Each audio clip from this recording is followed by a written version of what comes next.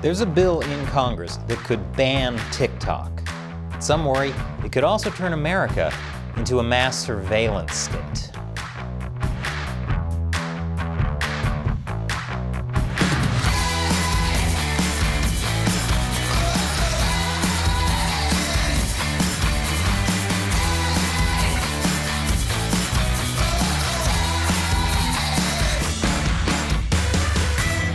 Welcome to America Uncovered. I'm Chris Chappell. It's been a while, but it's time for our segment, Wait, is that true? So there's been a lot of talk lately about TikTok. The CEO recently testified before Congress, and there are several bills in Congress that would crack down on TikTok's influence in the United States. But one of those bills, the Restrict Act, would do a lot more than just crack down on TikTok. And it's causing a lot of controversy. Now the truth is, TikTok is a major threat to the U.S. and the rest of the world.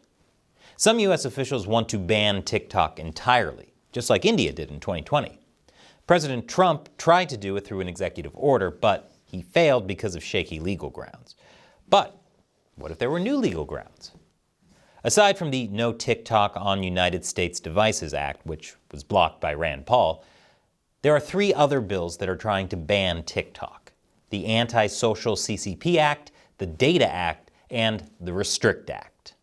The first two specifically target TikTok, but the Restrict Act does far more. The two co-authors of the bill are Democratic Senator Mark Warner, who's chair of the Senate Intelligence Committee, and Republican Senator John Thune. They advocate, as Thune put it, a holistic, methodical approach to address the threats posed by technology platforms from foreign adversaries. According to Warner, we need a comprehensive, risk-based approach that proactively tackles sources of potentially dangerous technology before they gain a foothold in America, so we aren't playing whack-a-mole and scrambling to catch up once they're already ubiquitous. It makes sense. After all, TikTok isn't the only Chinese app that we need to worry about. Hello, WeChat.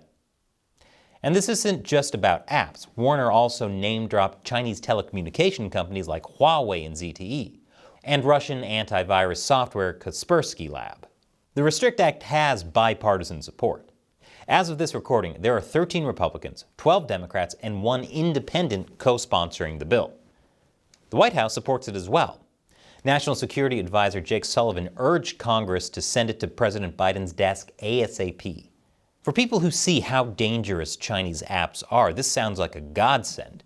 Bipartisan support, a president who's on board with getting such legislation rolling, what could go wrong? But this isn't just about banning TikTok, or just Chinese apps for that matter, and that's what's making a lot of people nervous.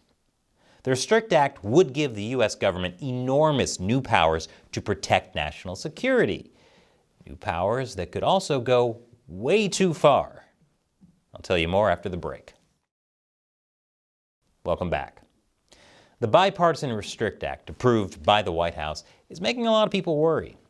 Now, the authors of the bill say it's to protect the U.S. from malicious technology from foreign adversaries, which sounds good, but the broad, sometimes vague language in the bill has people freaking out over what they say the bill could be used for. Some say it could end the internet and freedom as we know it. From both the left and the right, critics are saying the bill is insanely broad and would make America much more like China. Others claim it creates blanket authority with few checks to ban just about anything linked to a foreign adversary. Broad? Blanket authority? Sounds cozy, if you like being wrapped up in authoritarianism. The act gets called lots of things. Some call it a Trojan horse of governmental surveillance, or an American Great Firewall. Or, as former Congressman Ron Paul put it, the Patriot Act on steroids.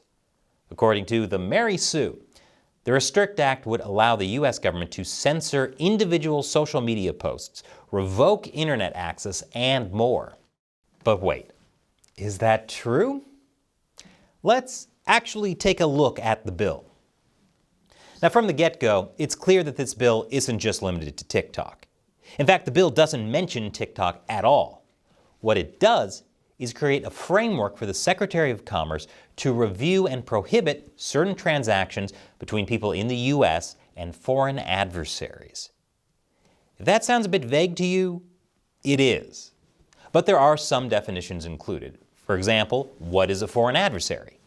Any foreign government or regime that's engaged in a long-term pattern or serious instances of conduct significantly adverse to the national security of the U.S. and its citizens. This currently includes China, Cuba, Iran, North Korea, Russia, and Venezuela. But the bill also gives the Secretary of Commerce the power to determine new foreign adversaries. And it also gives Congress the power to reject the Commerce Secretary's decisions.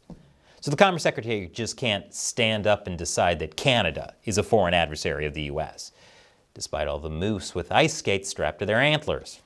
And because a foreign adversary must be a foreign government and can't be individuals, the Commerce Secretary also can't just stand up and decide that Nickelback is a foreign adversary of the U.S., despite the fact that they clearly are. Just look at this photograph.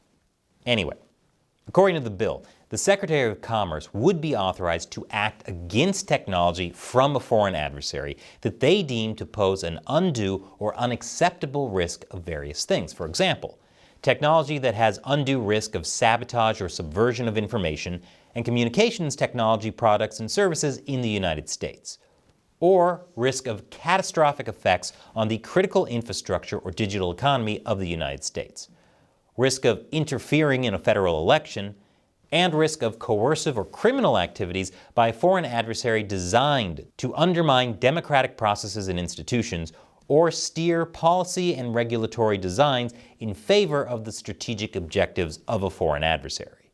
Or pretty much anything else that could pose a risk to national security. Like I said, the bill's language can be pretty broad. Here's how the process would actually work. If the bill becomes law, the Commerce Secretary has 180 days to determine whether a transaction between U.S. persons and a foreign adversary poses an undue risk. Let's use TikTok as an example. If the Secretary says using TikTok is too risky, then they can either ban the use of TikTok or take some other action to mitigate the risk of TikTok. I'm not sure what mitigating the risk would be. Maybe only allowing people over 65 to post on TikTok so that everyone stops using it. Worked for Facebook. The Commerce Secretary is also supposed to make the reasoning behind their decision public, with a big exception that I'll talk about later.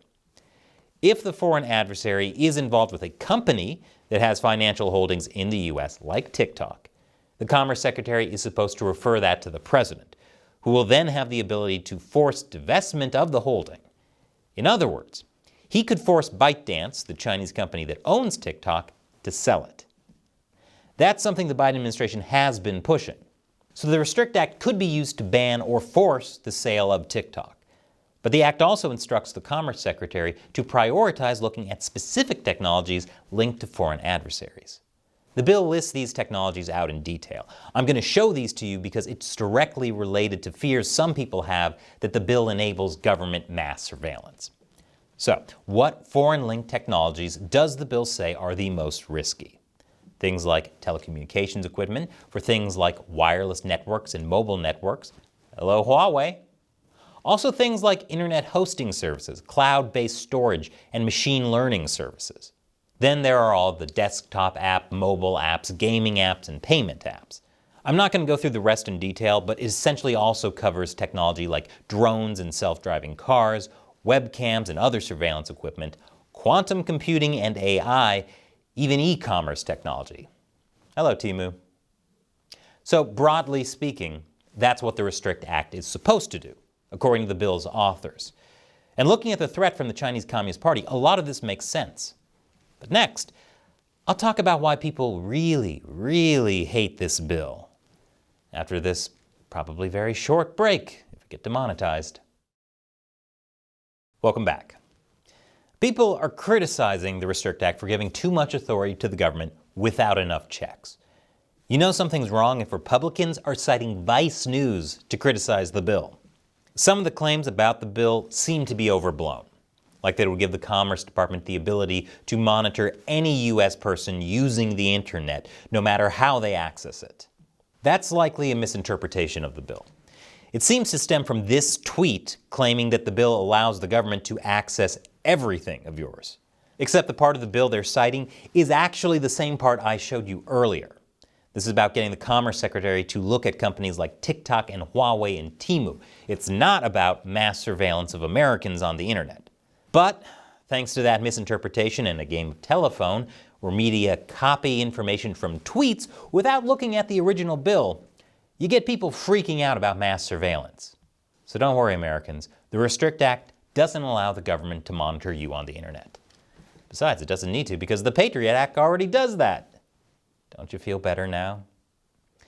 Again, a lot of the worry is about what the Restrict Act could be used for. And it can be hard to tell how realistic those worries are.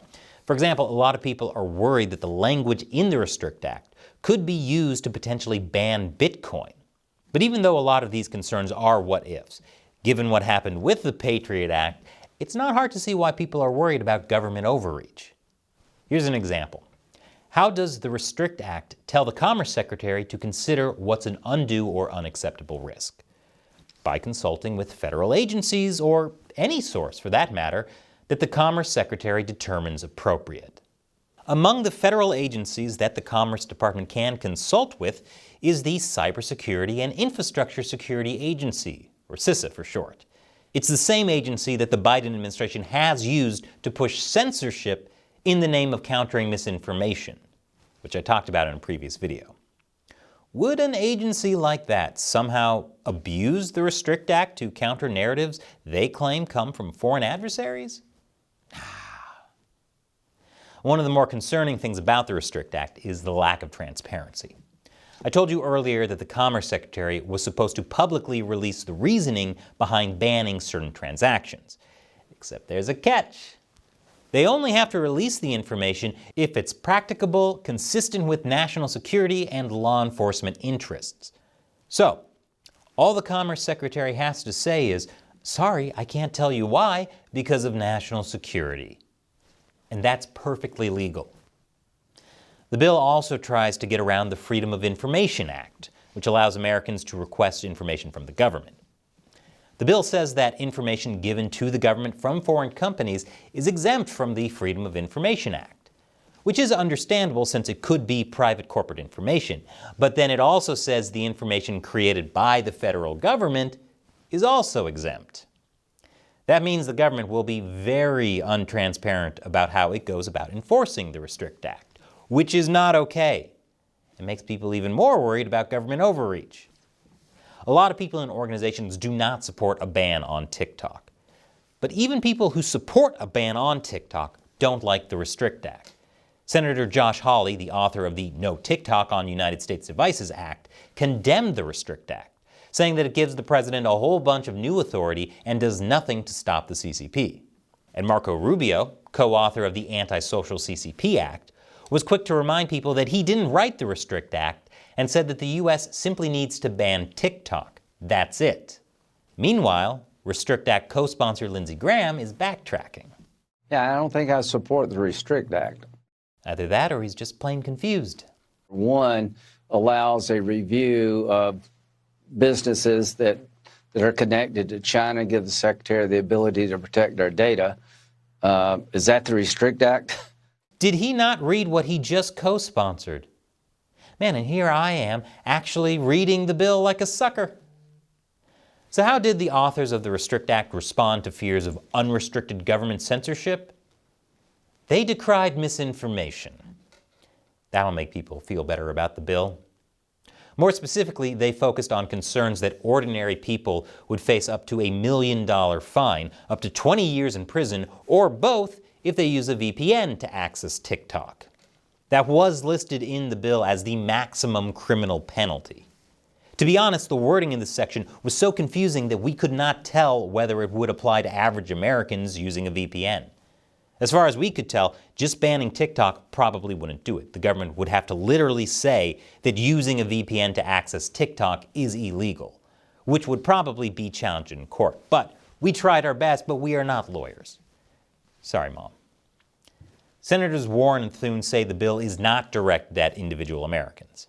I categorically reject that. It is also clear that it would not affect any individual user. If somebody got on a VPN and tried to get around the rules to get TikTok, or somebody had it still on their device, there is no ability to have any personal penalty. This is directed at companies, and it is the burden of proof lies on the Secretary of Commerce to make the case. I do have to say, it seems unlikely the Commerce Department is going to spend the time to track down every person who uses a VPN to access TikTok. So don't worry, Mark Wilder at 134 East Main Street, Little Rock, Arkansas, your secret is safe. According to Thune's team, the bill is squarely focused on tackling foreign adversary technology products, not any transaction by American consumers. Okay, maybe that's what they meant. But language like any covered transaction by any person sounds like it covers individual American consumers, so you can't blame people for freaking out. Now there's a growing backlash against the Restrict Act, especially from conservatives. But there could actually be a solution to this. The Restrict Act has just been introduced in the Senate, which means this is not the final version of the bill. It hasn't even gone to a committee for review yet. This means that if the Restrict Act is really meant to target foreign adversaries like China, and it's not a secret government loophole to target Americans, all Congress has to do is change the language in the bill to make it less broad and more clear. Let's see what they do. So what do you think of the Restrict Act? Leave your comments below. And if you don't like a bill that your representative is trying to pass, you can always call or write to their office. And if you like this show, remember that we rely mainly on direct support from viewers like you. All it takes is as little as $1 per episode over on our crowdfunding website, Patreon. Visit patreon.com/AmericaUncovered for more. Click the link below. Once again, I'm Chris Chappell. Thanks for watching America Uncovered.